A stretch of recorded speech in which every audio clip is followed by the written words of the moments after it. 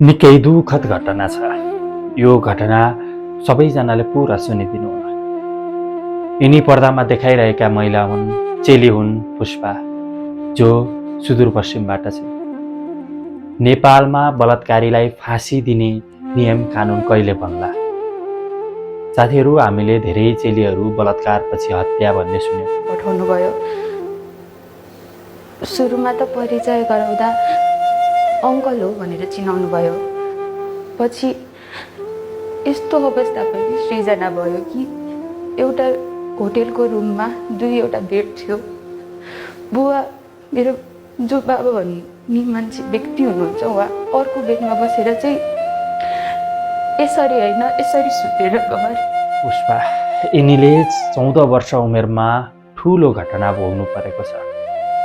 उनी पहिलोचोटि मेन्स हुन्छन्, यानि छाउ जान्छन्। छाउ जाँदा फेरि त्यहाँ उनीलाई विभिन्न स्थानीय व्यक्तिहरूले लगातार बलात्कार गर्छन्। उनी रगताम्य हुन्छन्। उनलाई मार्नको लागि छतबाट फालिन्छ।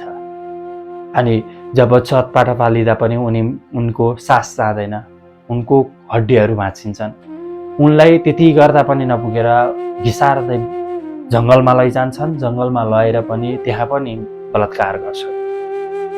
जब उनलाई बलात्कार गरिसकेपछि फेरि रुखमा बाँधेर राखिदिन्छन्। त्यसैबीच एकजना स्थानीयले देख्छन् र तुरुन्त प्रहरीलाई खबर गर्छन्।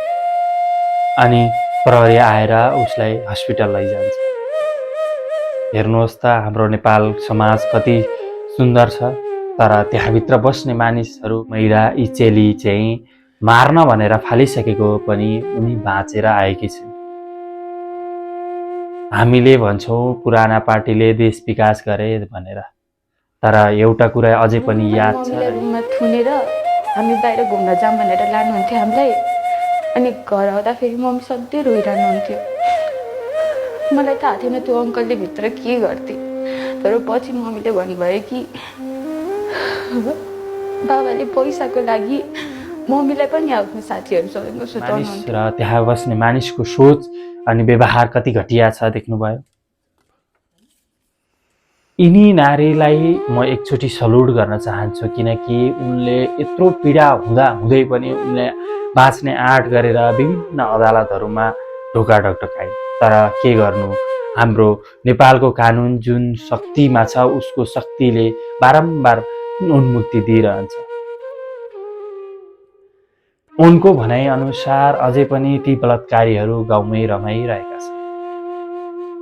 तर अबको नेपालमा यस्तो कानुन बनोस् जसले बलात्कारीलाई सिधै फाँसीको सजाय सुनाइयोस्। यिनी जस्तै नेपालमा कयौँ चेलीहरू बलात्कारपछिको हत्या भएको छ।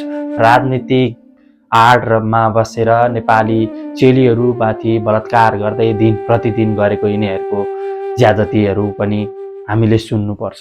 त्यो घरबाट रेस्क्यु गर्दाखेरि पनि मलाई र मेरी आमाले सँगै रेस्क्यु गरेको, किनकि उहाँले पनि त्यो भोग्नु भएको थियो। अनि त्यति बेला यति गाह्रो भएको थियो। अहिले चाहिँ त्यो विगतको बाटो त छँदैछ, तर म आफू पहिला त्यस्तरी भिक्टिम थिएँ, सर्भाइभर भएँ, अहिले वारियर छु। त्यसरी नै अरूलाई त्यो वारियर बन्नु, सुरुबाटै वारियर बन्नु, तर कसैलाई पनि भिक्टिम र सर्भाइभर बन्न नपरोस्। त्यसको लागि चाहिँ जसले बलात्कार गर्छ उसलाई चाहिँ मृत्यु सजाय हुनैपर्छ जस्तो लाग्छ। यस्तो कानुन छ जुनले चाहिँ जस्तोसुकै ठुलो गल्ती गरोस्, राजनीतिक पार्टीको आड र टेका लिएर ऊ बारम्बार छुटिरहन्छ। अनि नेपाली राजनीतिक ठुल्ठुला दलका नेताहरूले उनीहरूलाई बारम्बार बचाइरहन्छ। नेपाली चेलीहरूमाथि दमन गर्ने दिन प्रतिदिन एमाले, काङ्ग्रेस, माओवादीहरूको यो घिनलाग्दो राजनीति अन्त्य भएको छैन अझै पनि। यिनीहरूको दलीय राजनीतिलाई जति सक्दो छिटो अन्त्य गर्यो भने नेपालले कानुन केसहरू अदालतमा कुहिएर बसेका छन्। निर्मला पन्थ, भागीरथ जस्ता अहिले लगत्तै इनिसा, यिनीहरूको केस अब कति समयसम्म यत्तिकै अल्झिरहने हो थाहा छैन। हामीले सडकबाट धेरैचोटि आवाज त उठायौँ, तर कार्यान्वयन कहिल्यै भएको छैन। अबको नयाँ नेपालको कानुनले यस्तो कानुन आओस् जसले बलात्कार गरेको हुन्छ, जसले बलात्कारपछि हत्या गरेको हुन्छ, उसको नाम फाँसीमा चढाइयोस्। र उसलाई फाँसीमा चढाइयोस्।